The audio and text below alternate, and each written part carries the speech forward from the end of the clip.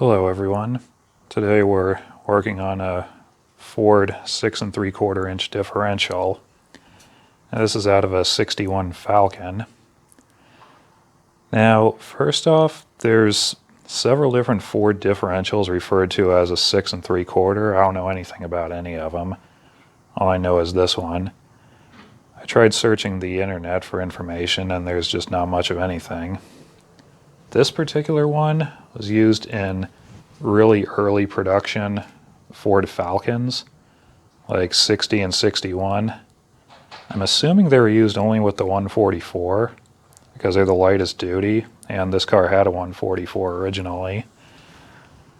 Now, construction of them is identical to the 7 1/4. They're dimensionally completely different, but they're constructed the same way, which means the service information can be used, which is what I'm doing. I'm using a later book for specifications. Now, as you probably guessed, there's no rebuild kits for these anywhere at all.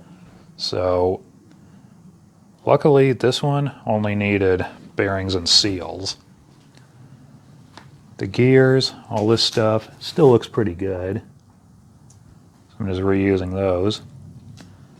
So I pressed the bearings and seals off and took one of each over to the local Napa Auto Parts, and it took a few days, but they did manage to find all of them, so about $260 later I have all of those new.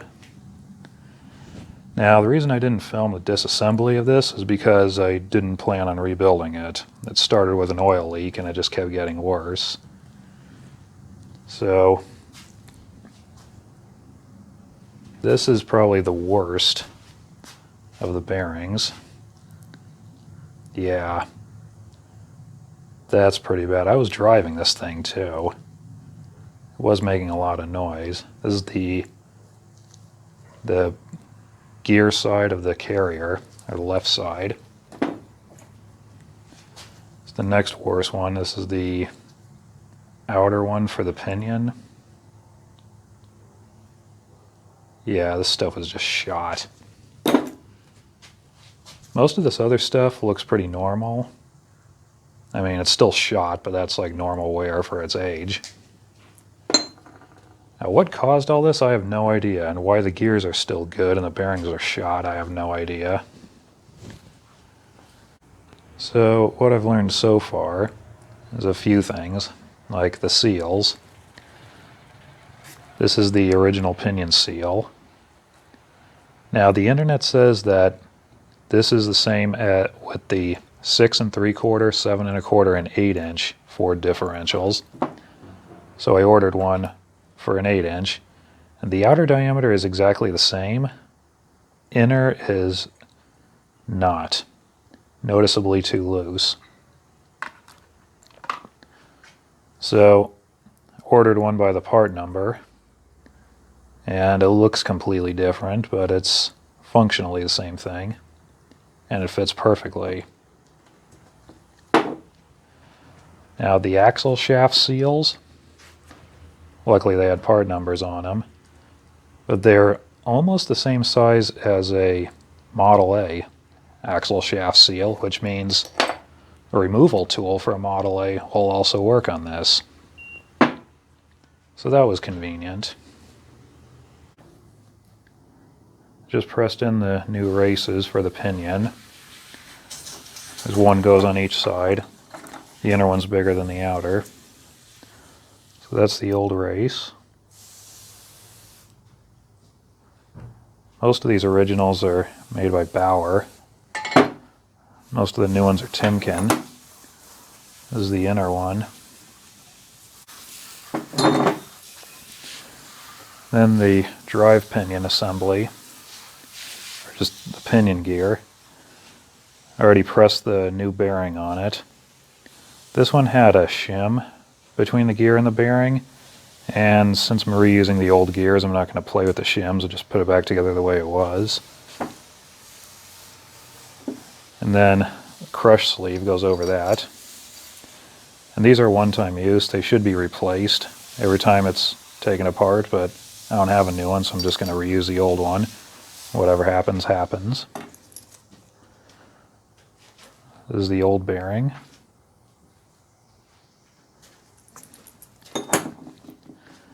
And then up here,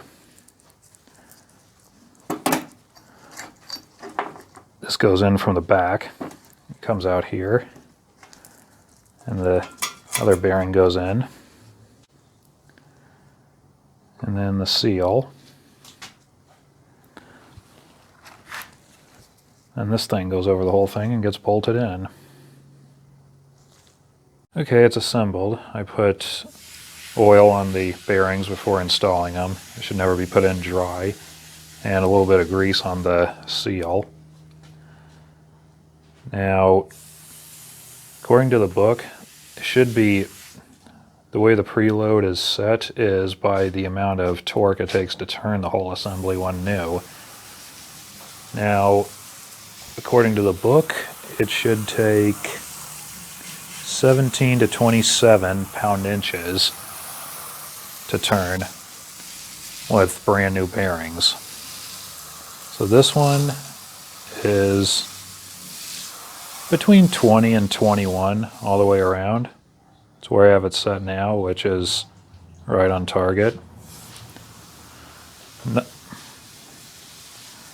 Another thing you want to look for, oh yeah, what do you think of my homemade adapter?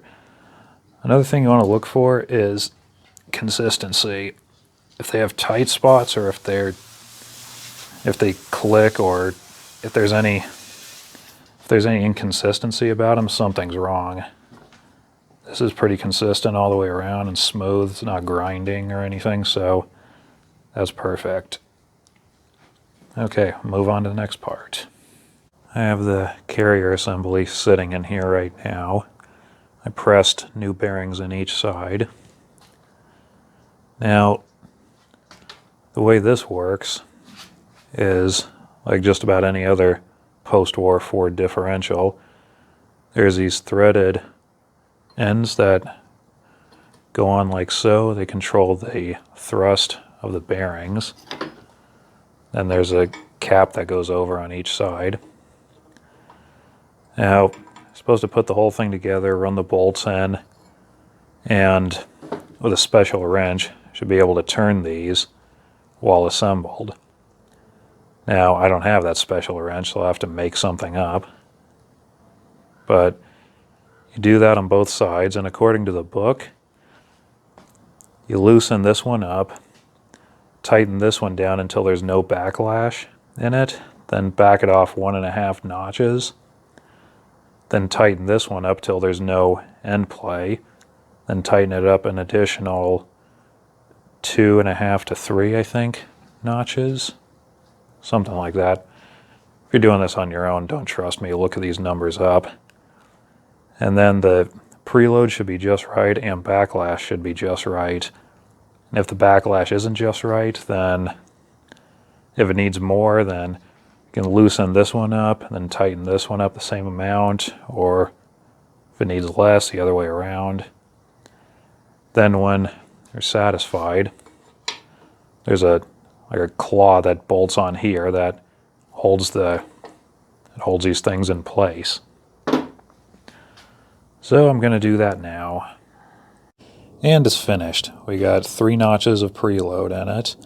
It took a little fussing to get the backlash sorted out. The book calls for no less than 8 thousandths, no more than 12. And I checked it in 4 places every quarter turn. And one place measures 8, 2 places it measures 10, and 1 place it measures 12. So it's kind of within specifications. The book calls for no more than 2 thousandths of run out. This is 4 thousandths.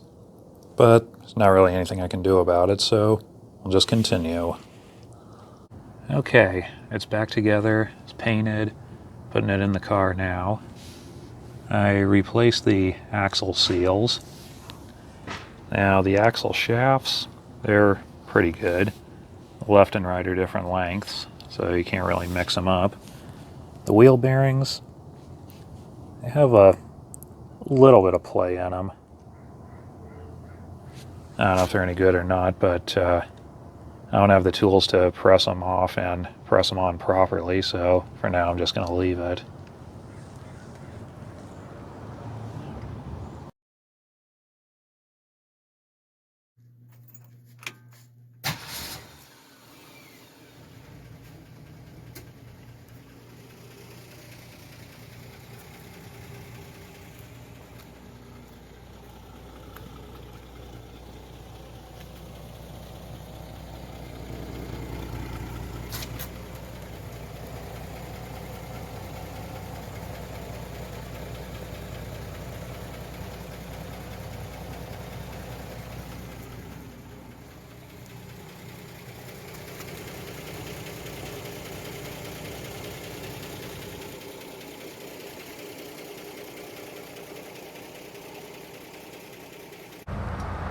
So it's back together now, and so far everything's working perfectly.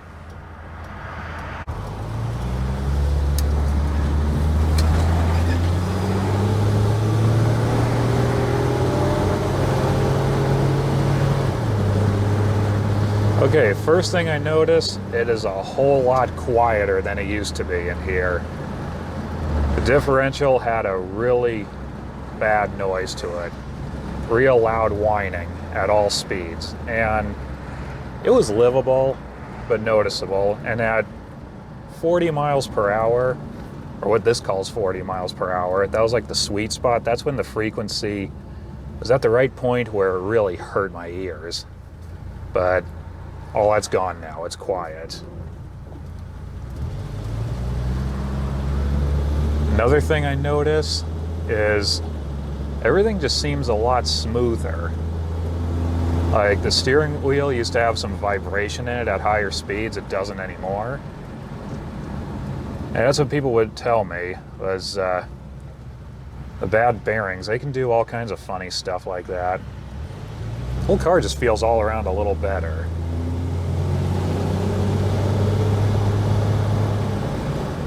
Another big difference is, I said in a previous video that the brakes, they take some noticeable effort to apply. Well, what I didn't know at the time was the rear brakes were soaked in oil. So I fixed all that, and it feels like it has power brakes now. So that's a benefit. I had planned to do a more in-depth video. I kind of skipped a lot of stuff with this, which I apologize for. I was on a tight schedule and I didn't really plan on this happening. So if you have any further questions, let me know. So, Happy New Year, and until we meet again, happy motoring.